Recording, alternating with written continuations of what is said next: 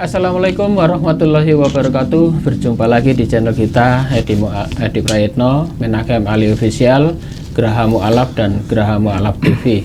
Seperti biasa setiap malam Jumat nanti ini ya, kita akan menggali beberapa informasi dan juga dalam kajian Alkitab pada malam hari ini. Dan pada malam hari ini saya masih ditemani oleh dua orang narasumber, yang satu dari lulusan Maroko ini ya, Ustadz Ali Mutawakil. Assalamualaikum. Waalaikumsalam. Dan juga Ustadz Menachem Ali. Assalamualaikum Ustadz. Waalaikumsalam warahmatullahi wabarakatuh. Baik, pada pembahasan malam hari ini kita akan membahas soal tuduhan ya. Tuduhan juga pertanyaan dari beberapa pihak, bahwasanya ada yang mengatakan bahwasanya kita tidak asing dengan nama seorang nabi, yaitu Nabi Ibrahim, dan juga mungkin nanti Nabi Musa juga. Nah, ada pendapat dari pihak sebelah bahwasanya Nabi Ibrahim yang ada di dalam Al-Quran kita ini itu sebetulnya tidak sama dengan Nabi Ibrahim yang ada di kitab orang-orang Kristen. Nah, kalau berbicara dengan kitab orang-orang Kristen ini, tidak luput juga itu adalah kitabnya orang Yahudi, karena itu adalah tanah kan, Taurat, Nevi'im, dan Ketuvim. Nah, untuk menjawab masalah ini, mungkin Ustadz Ali yang bisa menjelaskan. Silakan Ustadz. Baik, Assalamualaikum warahmatullahi wabarakatuh. Waalaikumsalam warahmatullahi wabarakatuh. Terima kasih atas kedatangan Mas Ali Mutawakil yang mendampingi kita bersama Pak Edi untuk membahas tema besar, karena kita berbicara dua tokoh besar sebetulnya yang menjadi tokoh sentral dari tiga agama besar. Jadi bukan hanya merujuk pada Islam, tapi juga merujuk pada dua agama lain, yakni tradisi Yahudi dan tradisi Kristen. Biasanya informasi yang ada di sekitar kita ketika membahas mengenai tokoh yang bernama Abraham atau tokoh yang bernama Ibrahim, selalu dihadapkan pada satu pertanyaan. Apakah tokoh yang dimaksud itu merujuk pada person yang sama atau merujuk pada pribadi yang berbeda? Karena antara Ibrahim dengan Abraham, faktanya antara informasi Quran dengan informasi Bible atau Alkitabul Muqaddas itu berbeda. Sedangkan kalau kita merujuk pada aspek historis, kajian sejarah, Alkitab bila dibandingkan dengan Quran itu jaraknya sangat jauh. Kalau bicara mengenai tokoh Ibrahim, itu era sebelum Masehi. Sedangkan kalau bicara mengenai Ibrahim dalam konteks teologis Islam, Quran itu informasinya baru dibukukan abad ke-7. Abad ke-7 Masehi itu jaraknya sangat jauh bila dibandingkan dengan era sebelum Masehi. Pertanyaannya sederhana, dan ini pertanyaan di kalangan non-muslim kepada kita. Apakah informasi yang termaktub di dalam Quran ketika bicara mengenai tokoh yang bernama Ibrahim itu adalah tokoh yang sama seperti yang dimaksud di dalam Bible? Mana informasi yang dapat dipercaya? Apakah informasi yang termaktub di dalam Quran ataukah informasi yang termaktub di dalam Bible? Karena Bible informasinya, keakuratannya bisa dianggap lebih mendekati kebenaran karena jaraknya tidak terlalu jauh dengan tokoh yang dimaksud. Kira-kira kalau pertanyaan itu dihadapkan kepada kita, apa jawaban seorang muslim? Saya bertanya kepada Mas Ali misalnya, tokoh Ibrahim yang termaktub dalam Quran, apakah bisa dipercaya? Tentu jawaban Mas Ali dan Pak Edi tentunya, ya pasti benar, karena itu wahyu. Tapi pertanyaannya, apakah dengan klaim pewahyuan itu sudah cukup menjadi bukti? Itu perlu pembahasan yang detail. Tidak cukup, pokoknya harus percaya dengan Quran, selesai. Apakah itu sudah menjadi jawaban yang sudah final? Nah, kira-kira kalau kita dihadapkan pertanyaan begitu, apa jawaban kita? Kita pasti banyak berpikir lebih rigid lagi. Karena kalau ada yang bertanya, informasi dalam Alkitab itu lebih valid bila dibandingkan dengan informasi yang termaktub dalam Quran. Karena Quran itu baru muncul era belakangan yang jaraknya sangat jauh, ratusan tahun, bahkan ribuan tahun. Sedangkan Alkitab yang sampai kepada kita, atau Bible yang sampai kepada kita, itu minimal abad ke-3 sebelum Masehi. Dokumen itu bisa kita validasi dengan temuan manuskrip Dead Sea Scroll atau Makhtutat Al-Bahrul Mayyit. Kira-kira kalau jawaban seperti itu, apakah Islam bisa memberikan jawaban yang tuntas? Nah, itu kan pertanyaan. Kira-kira bagaimana itu?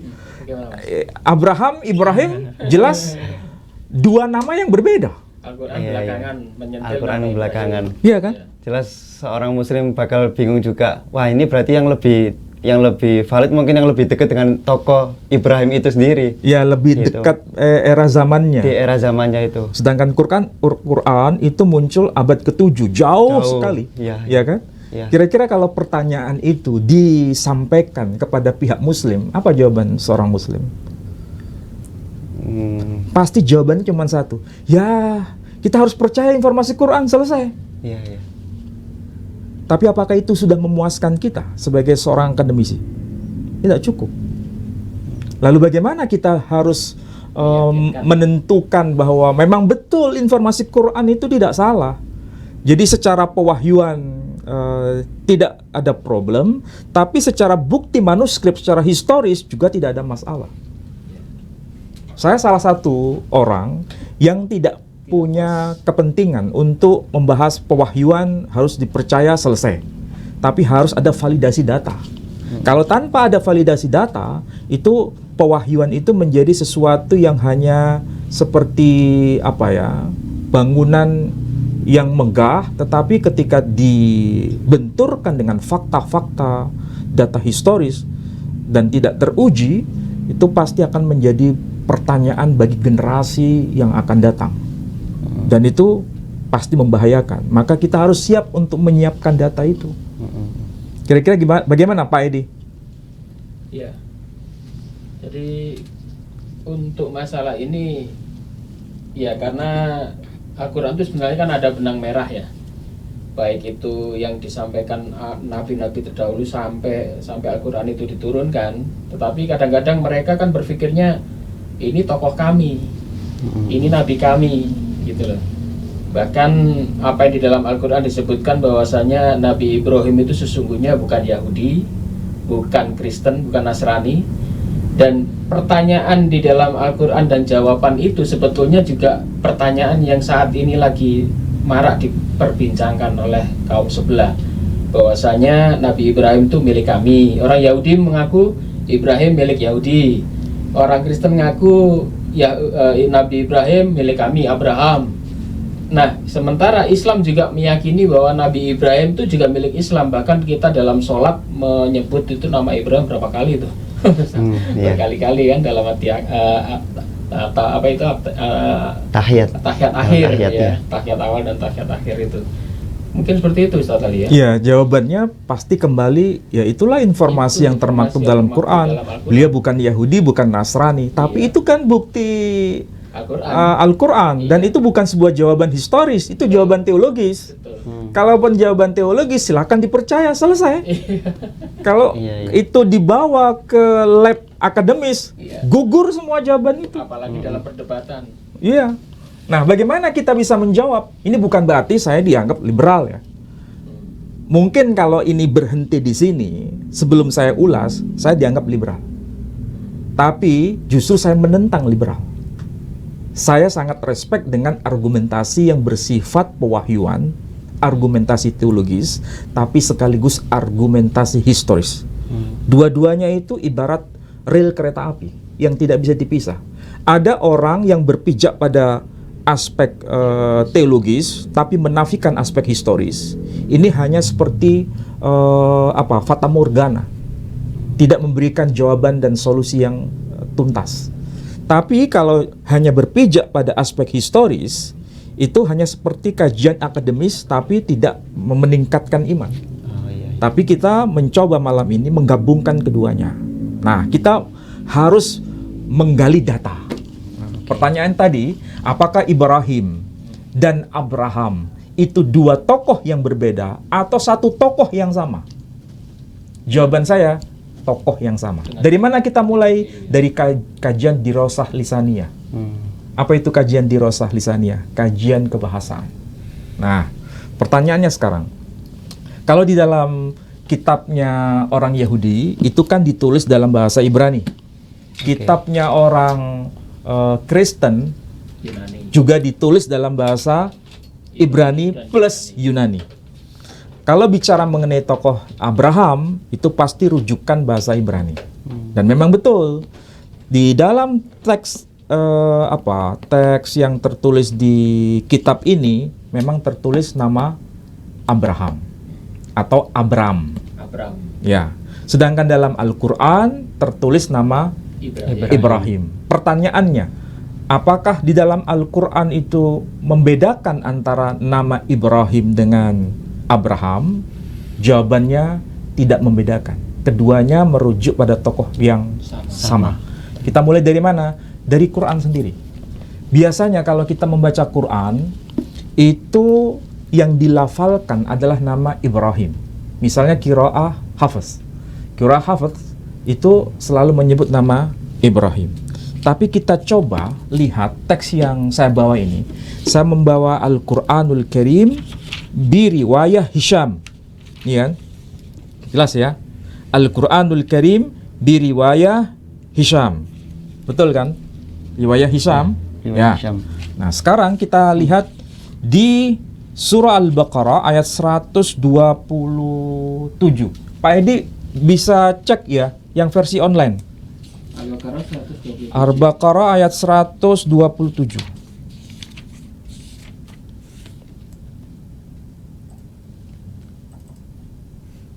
Cek ayat 127.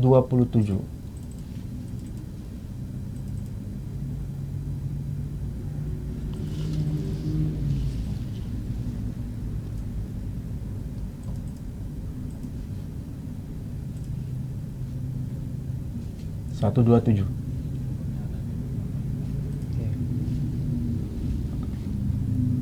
Nah, Mas Akil silakan baca. Di situ tertulis nama siapa yang muncul?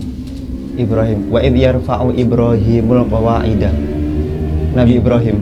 Wa idh yarfa'u Ibrahimul qawa'ida minal baiti wa Ismailu Rabbana taqabbal minna innaka antas samiul alim. Nah, yang muncul ada tokoh Ibrahim dan Ismail. Oke. Di situ muncul nama Ibrahim dan nama Ismail. Itu Al-Quran versi bahasa Arab, versi teks aslinya. Tapi ini biriwayah Hafs.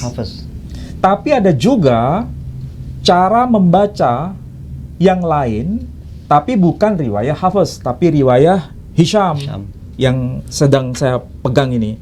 Di sini tertulis, coba Ustadz Akil bisa baca ini. Oh iya. Wa idh yarfa'u Ibrahimul qawa'ida minal baiti wa Ismailu Rabbana taqabbal minna. Ada dua tokoh. Yang pertama Ibrahim dan kedua Ismail. Nah, sekarang ya, cek di sini. Ini betul-betul Quran yang ada di depan kita tertulis riwayah Hisham. Dan pada ayat yang tadi dibaca, kalau di sana tertulis Ibrahim, kalau di sini terbaca bukan Ibrahim tapi Ibrahim. Lihat teksnya ini. Wa idh yarfa'u Ibrahimul qawa'ida minal baiti wa Ismail. Di sini tertulis Ibrahim, bukan Ibrahim. Ya. Rabbana taqabbal minna innaka antas samiul alim. Kalau diterjemahkan, wahai Tuhan kami, terimalah apa yang sudah kami lakukan. Innaka antas samiul alim. Sesungguhnya engkau maha mendengar, lagi maha mengetahui. Nama yang tertulis di mushaf ini adalah nama Ibrahim. Apakah ini tokoh yang berbeda? Enggak. Ini tokoh yang sama. Tokoh yang sama. Tapi cara pelafalan diizinkan oleh Nabi, dilafalkan dengan cara baca Ibrahim, dengan cara baca Ibrahim. Ini sama-sama versi bahasa Arab. Tapi bahasa Arab itu kan ada dialek. ada dialek Quraisy, ada dialek non-Quraisy. Semua teradopsi Qiraah sab'ah. yang kita kenal dengan sebutan qiraah sab'ah. Salah satu dari qiraah sab'ah adalah biriwayah Hisham. Makanya tertulis Ibrahim, Ibrahim. Pelafalan seperti ini bukan sesuatu yang bermasalah sebenarnya. Ada yang mengatakan Al-Quran beda akhirnya. Ya memang beda. Tulisannya beda. Ibrahim Secara tulisan huruf tidak beda di sini. Tapi cara melafalkan bisa berbeda. Tapi berbeda di sini bukan bertentangan. Sama seperti kalau saya mengatakan orang Indonesia pakai bahasa Indonesia mengatakan obat pakai O, B-A-T, obat. Orang Malaysia pakai bahasa Melayu menggunakan istilah ubat, pakai U. Pertanyaannya, apakah benda yang dimaksud itu berbeda? Sama. Kita menggunakan bahasa Melayu versi Betawi. Orang Malaysia menggunakan bahasa Melayu versi Johor. Kita menggunakan bahasa Melayu versi Larantuka, menggunakan istilah obat. Sedangkan orang yang ada di Malaysia menggunakan istilah bahasa Melayu Kelantan atau Johor menggunakan istilah ubat. Kita kebanyakan menggunakan bahasa Melayu Riau. Itulah yang kemudian menjadi bahasa Indonesia. Melafalkan dengan istilah obat. Sedangkan di Malaysia melafalkan dengan sebutan ubat. Bendanya sama, bukan berbeda. Siapa yang mengatakan kalau obat dengan ubat itu bendanya beda? Itu berarti orang ini kurang literasi, tidak belajar mengenai aspek varian kebahasaan. Dan itu dialek sebetulnya, dialek. Sama seperti kalau orang kita, orang Indonesia melafalkan istilah perbedaan, pakai D. Sedangkan di Malaysia menggunakan istilah perbezaan, pakai Z. Apakah istilah perbedaan dan perbezaan itu merujuk pada makna yang berbeda? Tidak. Sama. Sama. Begitu juga kalau kita bicara mengenai Quran ini. Mau dilafalkan Ibrahim, mau dilafalkan Ibrahim, itu personnya satu. Pelafalan saja yang berbeda. Bahasanya Arab, tapi pelafalannya, lahjahnya berbeda. Nah, sementara kalau versi bahasa Ibrani tidak dilafalkan Ibrahim, tidak dilafalkan Ibrahim, tapi dilafalkan Abraham. Dari situlah sebetulnya orang yang meragukan bahwa Ibrahim dengan Abraham itu berbeda, ternyata Quran sendiri yang jawab. Karena memang seakan-akan ini ada dua pelafalan yang sangat dikotomis. Ibrahim kok jadi Abraham? Jauh sekali kan? Tapi dua istilah yang berbeda, dua bahasa yang berbeda, bahasa Arab dengan bahasa Ibrani, yang satu melafalkan Ibrahim, yang satu melafalkan Abraham, diketemukan ada mediatornya, bahasa Arab menggunakan istilah Ibrahim. Dari situlah terjadi semacam evolusi pelafalan. Ibrahim, Ibrahim, Abraham, atau Abraham, Ibrahim. Quran sendiri yang jawab. sebetulnya varian Al-Quran seperti itu ada berapa sebetulnya? Kita nggak perlu bicara mengenai varian Quran, karena tidak banyak orang yang bahas mengenai itu. Tetapi kalau ini saya bahas semua, nggak selesai. Banyak. Saya hanya berikan 2 contoh. Ya, contoh saja. Masih ada 7. Oh, 7 qiraah. Bayangkan, satu mushaf ini, satu mushaf ya. Mushaf itu satu kitab gini. Itu jumlahnya 30 juz. Satu qiraah. Qiraah Hafiz misalnya. Itu satu qiraah. Kita bandingkan dengan qiraah Hisham tadi. Hisham. Ya, qiraah Hisham. Itu juga 30 juz. Berapa juz kalau begitu jumlahnya? Sudah 60 juz. Itu baru 2 mushaf 60 juz. Kalau 7 mushaf berapa juz? 120 juz. Itu dihafal di luar kepala. Dan ulama kita membukukan begini dengan 7 mushaf, semua dihafal. Berarti kalau orang itu hafal 30 juz, Quran 30 juz, itu baru satu qiraah. padahal masih ada 7. Padahal masih ada 6 qiraah lain. Kalau di total semua 120 Iya. qiraah, 120 juz. Dan itu di luar kepala para ulama kita menjawab. Itu kemarin kan ada seorang polemikus Kristen. Jadi dia itu mencari kesalahan-kesalahan Al-Quran seakan-akan Al-Quran itu bukan murni sama. Akhirnya dia menyandingkan seperti ini. Oh, iya. Ada kiroah, ada Ibrahim, ada Ibrahim, Ibrahim. kemudian Dianggap berbeda. Dianggap berbeda. Dan Iya, masih iya. banyak lagi, masih ada 7 kan. Iya, Dan iya. sekarang kan zamannya internet, dia bisa googling ya. Iya. Perbedaan lafal-lafal Al-Quran dari beberapa kiroah itu. Ya Iya. itu dipermasalahkan akhirnya. Ternyata Al-Quran tidak sama gitu loh. Kan Memang kalau dikatakan mushaf Utsmani bi riwayah Hisham Ya. dengan mushaf Utsmani bi riwayah Hafiz, memang mushafnya beda. Beda mushafnya, tetapi isinya, maksud dari yang dilafalkan dalam ayat itu pesannya sama. Cara melafalkan yang diizinkan oleh Nabi dengan cara seperti itu. Nah itu yang mereka Iya. cari kan seperti itu. Kalau salah satu contoh itu Padahal maknanya nggak berubah. Nggak berubah. Iya, Kalau iya. hanya soal itu ya, soal itu. Di dalam versi Taurat juga Banyak. hal kayak begitu lumrah. Iya. Misalnya, kalau kita membaca Taurat versi Masora, itu kan melafalkan Elohim. Dilafalkannya Elohim. Tapi kalau Taurat versi Samaria tidak dilafalkan Elohim, Elohim. Beda lagi tulisannya ya. Elohim sama Elohim. Iya. Jadi yang satu dilafalkan Elohim, yang satu dilafalkan Elohim. Elohim. Pertanyaannya, apakah itu rujukannya beda? Iya. Jadi yang dikatakan Quran, ada Ibrahim, ada Ibrahim, sosoknya satu. Di dalam kitab Taurat yang sampai hari ini, versi Samaria dan versi Masora, dilafalkan Elohim, dilafalkan Elohim, maksudnya sama. Kalau dikatakan bahwa ini berbeda, berarti Taurat beda. Itu konsekuensi logisnya. Kalau dikatakan Ibrahim dengan Ibrahim itu tokoh yang berbeda, kalau begitu, apakah Elohim dan Elohim itu sosok yang berbeda? Harus benar-benar jujur dalam persoalan ini. Nggak boleh kan mengatakan Ibrahim dengan Ibrahim tokoh yang berbeda karena pelafalan berbeda, kemudian Elohim dengan Elohim beda lafal tapi dianggap sama. Ini kan ketidakjujuran yang sangat iya. kelihatan.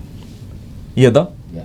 Jadi tidak bisa mengatakan ini berbeda. Kalau mushafnya beda, ya memang ditulis dengan buku yang berbeda. Iya, iya. Tetapi semua dihafal. Berarti memang ada perbedaan kiroat itu dan perbedaan itu tidak hanya Ibrahim saja ya, banyak yang lain. banyak, Ya, banyak, banyak. ya. Salah satu diantaranya itu wadduha. Nah, Wadduha nanti. itu ya. Termasuk ya, Ya. itu. Waktu. Ada di sini, ada di sini. Nah, termasuk nama Musa. Oh, Ya. iya. Kita menyebutnya nama Musa. Itu kiroah Hafiz. Sedangkan kalau kiroah yang lain, kiroah ini ya. Nah, biriwayah Biroyate Ad-Dauri. Jadi ini satu riwayat lain yang menyebutkan bukan nama Musa, tapi Muse. Ini saya tunjukkan. Musik. Al-Quran juga menyebut musik ya. Boleh dibaca Musa, boleh dibaca Musik. Mose. Muse. Nah, ya tadi yang dibaca Mas Akil, ini tertulis begini. Bismillahirrahmanirrahim. Wadduhi wal-laili idza saji. Ma wadda'aka rabbuka wa ma qala. Apakah itu salah? Benar. Nabi mengizinkan itu. Dibaca wadduha wal-laili idza saja. Ma wadda'aka rabbuka wa ma qala. Boleh? Itu akhiran A sama E itu nggak berubah arti ya? Enggak.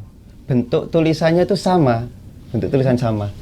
Cuma cara melafalkan itu ada beberapa dialek dan Nabi sendiri merekomendasi itu.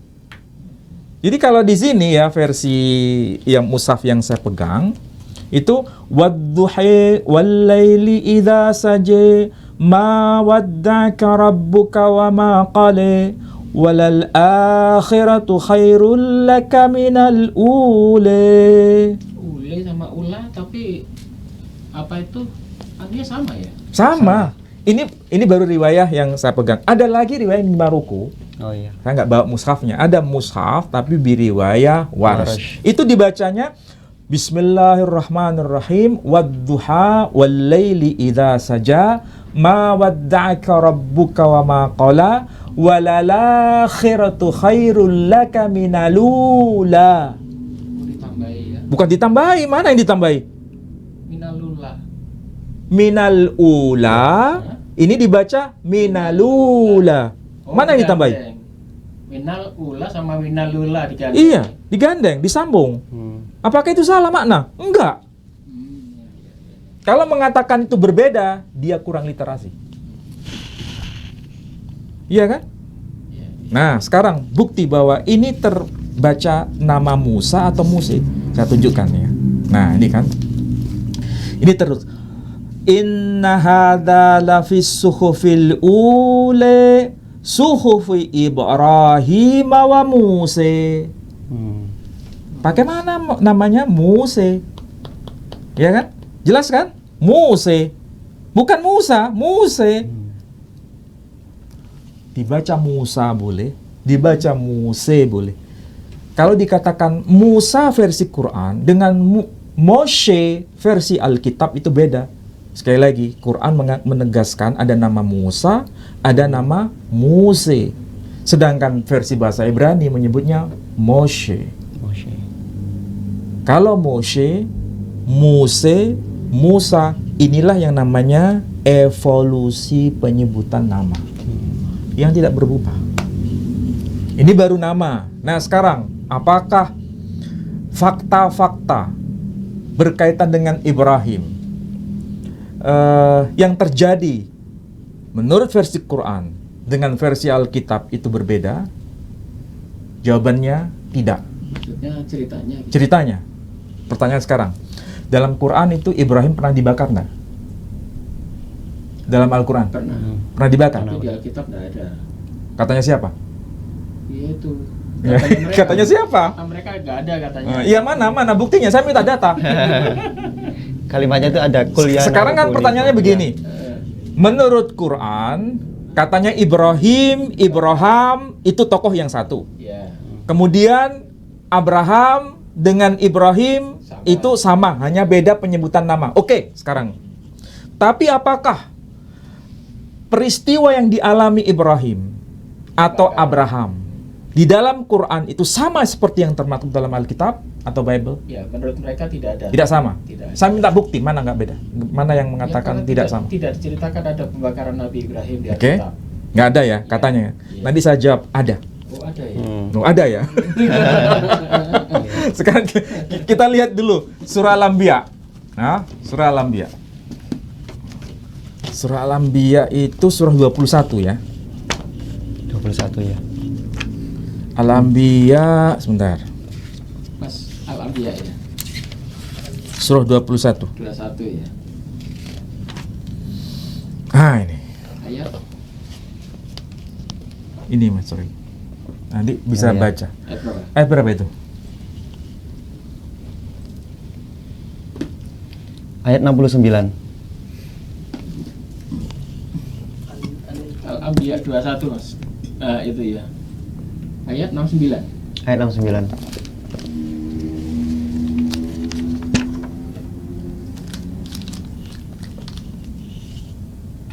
atas. Nah, itu Anbiya. Bawahnya 69. 51 sampai 100. Nah, itu.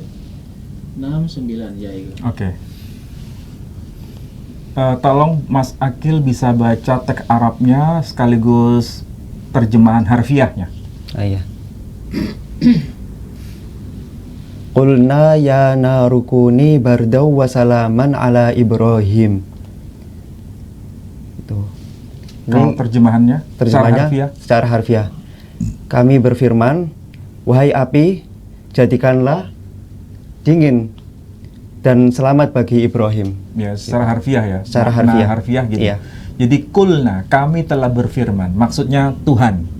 Tuhan telah berfirman. Ya naru, wahai api, kuni, jadilah bardan bardan itu arti harfiahnya dingin. Dingin. Ah. Kalau lawan kata barat itu har dalam bahasa Panas. Quran tuh. Bardan. Nah, ini saya juga aneh ini dalam Quran. Kata barat itu artinya dingin, tapi kok dihubungkan dengan nar. Nar. Nar itu kan seharusnya panas. api itu panas, nggak ada ceritanya api itu dingin kan? Iya, iya. Tapi kenapa di sini disebutkan dingin? Berarti ini ada pesan sebetulnya. Pesan apa?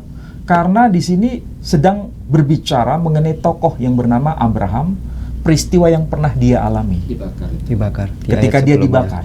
Wasalaman, dan keselamatan ala Ibrahim. Artinya ketika Ibrahim dimasukkan ke dalam api, maka Ibrahim selamat. Dia tidak terbakar, dia tidak merasa kepanasan, tapi dia merasa dingin. Itulah sebabnya diabadikan dalam Quran. Tapi pertanyaannya, ini kan informasi Quran. Informasi Quran itu kan wahyu. Wahyu. Iya. Pasti Muslim semua percaya, termasuk Mas Percaya. Akil percaya Iya, kan? iya. Kalau nggak percaya kafir kan? Iya. Nah, tapi kita nggak bicara ini kafir atau tidak kafir. Tapi persoalannya, apakah yang termaktub dalam Quran ini merupakan klaim yang tidak bisa divalidasi dengan data lain, atau hanya merupakan informasi wahyu semata-mata? Kalau ini semacam wahyu semata-mata, umat Kristiani menolak. Itu kan hanya informasi Quran yang tidak tervalidasi. Pertanyaannya, apakah betul Quran ini menyebutkan kayak data seperti ini tidak tervalidasi? Kalau data validasinya berarti era Sebelumnya. Quran. Sebelum Apakah ada data kayak gitu?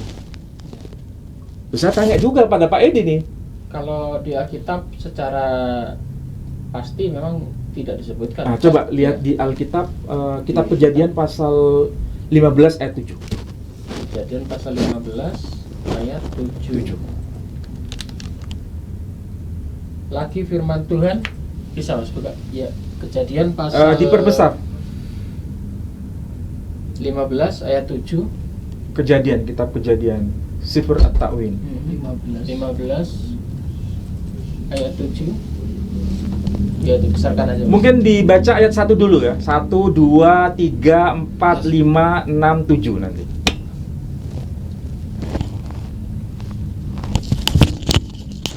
Tolong dibaca Pak Edi. Kemudian datanglah firman Tuhan kepada Abram dalam suatu penglihatan, janganlah takut Abram, akulah perisaimu, upahmu akan sangat besar. Abram menjawab, ya Tuhan Allah, apakah yang akan engkau berikan kepadaku karena aku akan meninggal dengan tidak mempunyai anak, dan yang akan mewarisi rumahku ialah Eliezer orang Damsyik itu. Lagi kata Abram, engkau tidak memberikan kepadaku keturunan sehingga seorang hambaku nanti menjadi ahli warisku. Tetapi datanglah firman Tuhan kepadanya demikian, orang ini tidak akan menjadi ahli warismu, melainkan anak kandungmu, dialah yang akan menjadi ahli warismu. Lalu Tuhan membawa Abram keluar serta berfirman, coba lihat ke langit, hitunglah bintang-bintang jika engkau dapat menghitungnya. Maka firman-Nya kepadanya, demikianlah banyaknya nanti keturunanmu. Lalu percayalah Abram kepada Tuhan, maka Tuhan memperhitungkan hal itu kepadanya sebagai kebenaran. Lagi firman Tuhan kepadanya, akulah Tuhan yang membawa engkau keluar dari Ur Kasdim untuk memberikan negeri ini kepadamu menjadi milikmu. Oke, sekarang Pak Edi cermati. Mulai pasal 15 ayat 1 sampai ayat yang ke-7, ada nggak informasi bahwa Abraham itu dibakar? Tidak ada ini. Ada nggak? Tidak ada. Nggak ada. Tidak ada. Itulah sebabnya kaum Kristiani mengatakan tidak. informasi Quran itu mengada-ngada. Iya. Informasi Quran itu hanya bullshit. Tahu bullshit? Iya, omong kosong. Omong kosong, legenda. Kira-kira kalau saya ngomong begini, banyak orang yang mengutuk saya nggak? Iya. Banyak. Iya. Tapi saya tidak mengatakan begitu. Justru Quran itu bukan legenda. Justru yang dikatakan Quran itu bukan sekedar cerita sebelum tidur. Itu bukan omong kosong. Quran mengatakan demikian, itu ada validasi datanya. Cuma di sini tidak kelihatan. Karena terjemahan bahasa Indonesia. Iya kan? Iya. Mana ada menyebutkan Ibrahim dibakar di situ? Nggak ada. Nggak ada kan? Tidak ada satupun teks yang menyebutkan Ibrani dibakar di situ. Nah, sekarang kita lihat versi bahasa Ibraninya. Apa yang tertulis dalam versi bahasa Ibrani? Kitab Taurat ini. Ini kan versi bahasa Ibrani itu. Ada teks Arabnya di sini. Nggak ada kan? Nggak ada. Nggak ada kan? Nggak ada. Nah, nggak ada gue. Sekarang pertanyaannya. Betulkah di dalam informasi kitab orang Yahudi itu menyatakan bahwa Abraham tidak dibakar? Atau justru mengatakan bahwa Abraham memang dibakar? Kan ada dua kemungkinan. Iya. Apakah di dalam kitabnya orang Yahudi itu disebutkan bahwa Abraham dibakar atau tidak? Tahu nggak? Kalau tidak dibakar, berarti memang informasi Al-Quran itu bullshit. Tapi kalau seandainya yang termaktub di dalam kitab Yahudi itu mengatakan bahwa Al-Quran itu menyebutkan Abraham dibakar, berarti memang betul Al-Quran itu benar. Paham yang saya maksud? Iya. Ya. Sekarang kita cek di sini. Di sini disebutkan kalau versi Ibraninya bacanya dari kanan ke kiri. Wayomer elaf ani Adonai asher hot seticha meur kashdim. Wayomer wa, bahasa Arab juga wa. Yomer itu orang ketiga dari kata amar. Kalau amar itu aku berkata, tapi kalau yomer dia berkata. Sama dengan aku berkata. Iya. Kalau dia berkata apa? Yakulu. Sama kan? Itulah versi bahasa Semitik, versi bahasa Timur Tengah. Wayomer elif, dan dia berkata, dia itu maksudnya Tuhan. Wayomer elif, dan dia berkata kepadanya, Ani Adonai, ini Yod He Vav He. Ani Adonai. Saya baca Adonai karena di sini tertulis sebetulnya kalau dibaca itu Yehwah, ya. Tapi nggak boleh orang Yahudi membaca Yehwah. Dia bacanya Adonai, diganti karena itu nama yang sangat suci. Wayomer elif, dan dia berkata kepadanya, Ani Adonai. Ani bahasa Arabnya ana. Ani Adonai, akulah Allah, Tuhan, akulah Tuhan, Asher alladhi Hotsetiha, yang telah mengeluarkan engkau meur dari Ur Kasdim. Oke, sama kan dengan itu? Ya, yang telah mengeluarkan engkau meur Kasdim. Pertanyaannya, Ur itu apa? Ternyata di sini dijelaskan di dalam Targum Yonatan. Ini adalah teks yang memperjelas maksud dari kata Ur tadi. Nah, di sini dalam Targum Yonatan dalam bahasa Aramaik disebutkan begini. We amarlah, dan dia berkata kepadanya, Ana. Nah, bahasa Aramaik mirip dengan bahasa Arab. Ana. Di sini disebutkan Ana Adonai de afhiktaf. Saya ulangi lagi. We amar leh ana Adonai de afiktah. Maksudnya, akulah Tuhan yang telah mengeluarkan engkau dari atun Nura. Apa arti atun? Dalam bahasa Arab apa? Tungku. Apa itu tungku? Tempatnya api. Me'atun Nura, dari tungku api dekasdai, orang-orang Kasdim. Akulah Tuhan yang telah mengeluarkan engkau, yakni Abraham, dari tungku api orang-orang Kasdim. Memang tidak dijelaskan api, kemudian dia diselamatkan, kemudian jadi dingin. Ini kan soal gaya bahasa. Tapi maksud pesannya sama atau beda? Sama. Ini yang ditulis dalam kitabnya orang Yahudi sendiri. Berarti Ur Kasdim itu bukan nama kota itu ya? Bukan. Pisah itu berarti Ur dan Ur itu disebutkan atun Nura di sini. Api. Tungku api. Kasdim itu nama tempat. nama lokasi atau orang-orang yang tinggal di kawasan itu. Nah, sekarang kita cek Tauratnya yang ditulis oleh orang Yahudi sendiri. Ini kan tertulis At-Taurah, At-Tafsir Al-Asli min Ma'ali Al-Hacham Sa'ad Yagan bin Yusuf Al-Fayyumi. Ya kan? Ini Tauratnya orang Yahudi. Nah, sekarang kita cek di sini. Apa yang tertulis di sini? Dikatakan apa? Yang ayat yang ke-7. Wa qala lahu, dan dia telah berkata kepadanya, ya kan? Sama dengan tadi versi Ibraninya. Wa qala lahu, anallah, akulah Allah, alladzi ahrajtuka, ya akulah yang telah mengeluarkan engkau min, dari atun, ya kan? Iya. Al-Kasdaniyin, dari tungku api orang-orang Kasdim kalau versi bahasa Indonesianya. Berarti orang Yahudi dengan orang Islam satu pendapat atau beda pendapat? Sama. Satu pendapat. Lalu orang Kristen mengatakan bahwa Abraham tidak pernah masuk ke dalam api. Dari mana pendapat itu? Karena ditulis hanya Ur Kasdim, itu dipikir tempat itu hanya nama tempatnya itu Ur Kasdim. Sampai sekarang mereka pendapatnya seperti itu. Betulkah Ur sebetulnya? Kasdim itu bahkan dikatakan tempat Ur Kasdim.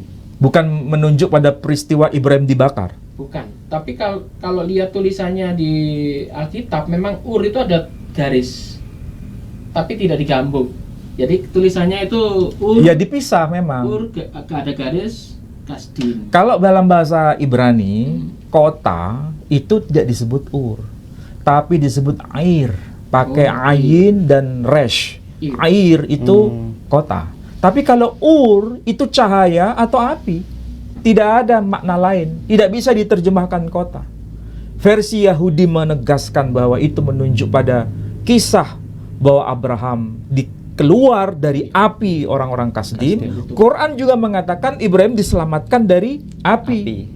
Cuma di Al-Quran tidak disebutkan Kasdim, ya, nggak ada. Tidak, hanya disebutkan dia selamat dari tungku api orang-orang yang hidup pada masa itu.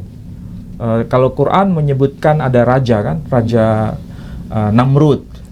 Kitab-kitab tafsir menyebutkan begitu.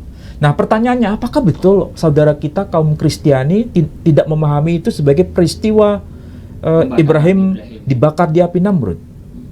Itu kan pertanyaan. Nah, sekarang jawaban data. Orang Kristen Ortodok itu memahami dengan cara yang sama seperti Yahudi dan Islam. Ya, ini saya bawakan kitabnya. Ini kan bukan tulisan bahasa Jawa kan? Bukan tulisan bahasa Ibrani kan? Iya. Tapi bahasa Arab ini. Perhatikan di sini. Ini ada tokohnya. Nah, ya kan? Jenggotnya lebat, bahkan lebih lebat dari saya sendiri kan? Namanya siapa ini? Al-Baba Tuwadros Asani. Ini sama dengan paus kalau bahasa kita. Tapi dari kalangan gereja Ortodok Koptik. Makanya di sini Al-Baba Al-Iskandaria wa Batrik Al-Karaza Al-Markusiyah. Jadi ini berasal dari gereja Ortodok Koptik karena di Iskandaria. Iskandaria kan di wilayah Mesir. Koptik. Sekarang Alexandria. Dan ini dari pemimpin tertinggi sendiri telah memberikan tahqiqnya, ya. Tahu tahqiq? Sampai tanya sama Mas Ali. Apa itu tahqiq? Mensahkan. Oh, disahkan. Oke, sekarang tadi ketika menyebut nama apa itu? Ur Kasdim ya. Nah, bagaimana penjelasan Bapak gereja dari kalangan Kristen Ortodok Koptik? Ini kan ada kata-kata Ur Al-Kasdaniyin. Oke? Ya. Apa yang disebutkan di sini? Ur maknaha nur au lahab. Ya kan?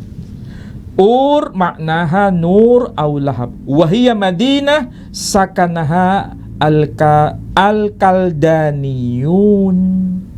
Apa maksudnya? Ur maknanya itu nur atau cahaya. Au lahab. Apa itu lahab? Api yang menyala. Api yang menyala. Makanya ada ayat Quran kan? Iya. Apa itu? Tabat yada abi lahab. Iya kan? Lahab. Artinya api yang menyala, wahiyya Madinah, dan itu merupakan satu kota, sakanaha al-Kaldaniyun, orang-orang Kaldea mendiami kota itu. Berarti benar kan bahwa istilah Ur itu api yang menyala-nyala, bukan menunjuk pada istilah nama kota, bukan. Karena istilah Ur itu arti harfiahnya api yang menyala-nyala. Berarti orang Kristen Ortodok keyakinannya sama dengan Muslim, sama dengan Yahudi yang mengatakan bahwa Abraham atau Ibrahim tidak pernah masuk ke dalam api Namrud. Saya nggak tahu data itu dari mana. Ya, karena mereka tidak bisa memahami kata Ur-Kasdim karena ini terjemahan bahasa Indonesia saja. Ur-Kasdim, mungkin dipikir ke tempat-tempat. Padahal penjelasan dari gereja Ortodok Koptik jelas mengatakan itu lahap, api yang menyala-nyala. Berarti informasi Quran itu bullshit atau memang fakta historis? Fakta historis. Memang kalau lihat tulisannya ini memang dia agak sanksi ya, karena tulisannya Ur ada garis Kasdim. Ini bukan masalah tulisan, sekedar tulisan, tapi dia mengerti tidak mengenai istilah atau kata yang dimaksud. Waktu LAI nyusun ini ya. Ya karena memang tidak baca dokumen-dokumen ortodok kayak begini, tidak baca teks-teks Yahudi, sehingga pembahasannya juga sederhana sekali, tidak detail. Kenapa saya harus bicara begini? Karena agama itu tidak cukup hanya diyakini. Agama itu harus ada data. Nahnu abna'ud dalil. Kita ini butuh yang namanya dalil-dalil itu. Agama itu bukan sekedar pokoknya beriman selesai. Kalau sekedar itu, maka agama ini rapuh. Quran itu bukan sekedar wahyu, tapi ada validasi data di luar Quran sendiri. Ya, baik. Baiklah saudara-saudaraku sekalian, sudah terjawab sudah ya apa yang tadi disangsikan di awal kita bicarakan, bahwasanya Al-Quran meskipun hadir di abad ke-7, tetapi tidak berarti Al-Quran itu keterangannya tidak seakurat apa yang tertulis di dalam kitab Taurat, karena masa tulisannya mendekati sang tokoh ya. Bahkan di dalam Alkitab sendiri malah meleset sedikit, ini bukan sedikit malah Terjemahan Alkitab. Terjemahan Alkitab ya. Ternyata ada yang disamarkan, karena bahkan mereka mengatakan tuduhan loh, serius ini, bahwasanya Nabi Ibrahim itu tidak sama dengan kisah di Alkitab, karena di Alkitab tidak diceritakan Nabi Ibrahim dibakar. Padahal di dalam kitab Taurat, di dalam kitabnya Kristen Ortodok tertulis Ur itu adalah tungku api. Dan di Alkitab orang Kristen yang dipegang sampai hari ini, terutama di kitab Kejadian pasal 15 ayat 7, di sana juga ditulis Ur Kasdim, meskipun Ur Kasdimnya tidak digandeng ya, Ur garis Kasdim. Ternyata ada rahasia tersendiri dari kata-kata Ur ini. Ur, ya. Sekarang sudah terbongkar sudah. Baiklah saudaraku sekalian, untuk Anda yang sudah mendukung kami, Anda bisa donasikan ke rekening yang sudah tertulis di bawah ini ya, atas nama Yayasan Pembina Mu'alaf At-Tauhid Jawa Timur. Karena kami masih membutuhkan dana yang sangat besar, kami butuh dukungan Anda. Anda bisa donasikan kepada kami untuk kelangsungan acara ini, kelangsungan yayasan kami, dan juga kelangsungan untuk membina para mu'alaf. Kemarin saya mendapat telepon dari seorang tengku dari Kalimantan, bahwasanya ada laporan mu'alaf di sana luar biasa. Bahkan di bulan Ramadan kemarin hampir 250 mu'alaf sudah disahadatkan. Alhamdulillah ya. Dan dukung kami selalu berdakwah, terutama untuk mengajak para mu'alaf ini mengerti tentang Islam. Bahkan mereka merindukan kita pembina mu'alaf YPM At-Tauhid ini punya wadah di mana para mu'alaf di daerah-daerah itu bisa mondok ke Jawa. Dan saat ini kita masih belum punya tempat ya, meskipun di Jombang sudah ada tanah, tetapi pondok pesantren tersebut belum terrealisasi karena dana yang masih kekurangan. Dan untuk Anda yang ingin mendukung kegiatan kami, silahkan Anda bisa kirim ke rekening kami di Yayasan Pembina Mu'alaf At-Tauhid Jawa Timur. Itu Ustaz, mungkin ada closing, silakan Ustaz. Saya kira sudah tuntas yang seperti saya sampaikan tadi, bahwa informasi yang termaktub dalam Al-Quran itu bukan sekedar klaim pewahyuan, tapi sekaligus menjadi fakta historis yang bisa divalidasi dengan dokumen di luar Quran. Itu poin pertama. Poin yang kedua, tokoh yang bernama Ibrahim maupun Musa itu sebetulnya merujuk pada person yang sama, dan itu bukan person yang berbeda. Kalau dikatakan itu merujuk pada person yang berbeda, itu karena akibat tidak membaca literasi yang sangat kompleks.